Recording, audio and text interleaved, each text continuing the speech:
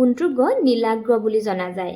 ইয়াত চাৰিটা অপশ্যন দি দিছে মঙ্গল গ্ৰহ, পৃথিৱী, শুক্ৰ গ্ৰহ, বৃহস্পতি। পৃথিৱীক নীলাগ্ৰহ বুলি জনা যায়।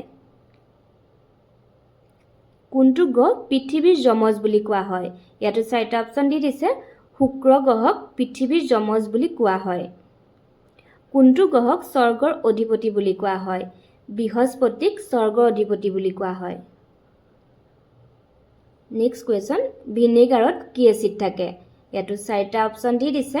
ইয়াৰ উত্তৰটো হ'ব এচিটিক এচিড। ভিনেগাৰত এচিটিক এচিড থাকে। এজন সাধাৰণ মানুহৰ দেহত সাধাৰণতে তাপমাত্ৰা কিমান থাকে? এইটো আমি সকলোৱে চাগে জানোৱে নহয়নে? 37 ডিগ্ৰী চেলচিয়াছ তাপমাত্ৰা থাকে।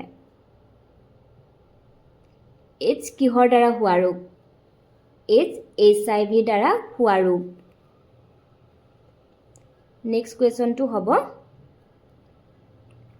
কোনে ৰেডিঅ' আৱিষ্কাৰ কৰিছিল? ৰেডিঅ' আৱিষ্কাৰ কোনে কৰিছিলে বাৰু জানেনে আপোনালোকে? ৰেডিঅ' আৱিষ্কাৰ জি মাৰ্কনিয়ে কৰিছিলে।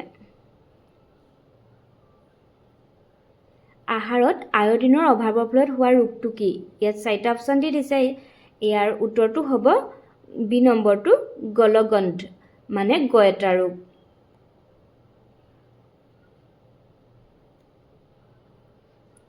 মানুহৰ দেহৰ আটাইতকৈ সৰু হাড়ডাল কি?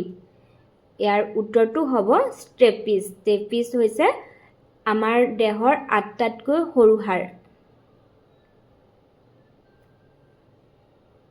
ভিটামিন ডিৰ ৰাসায়নিক নাম কি?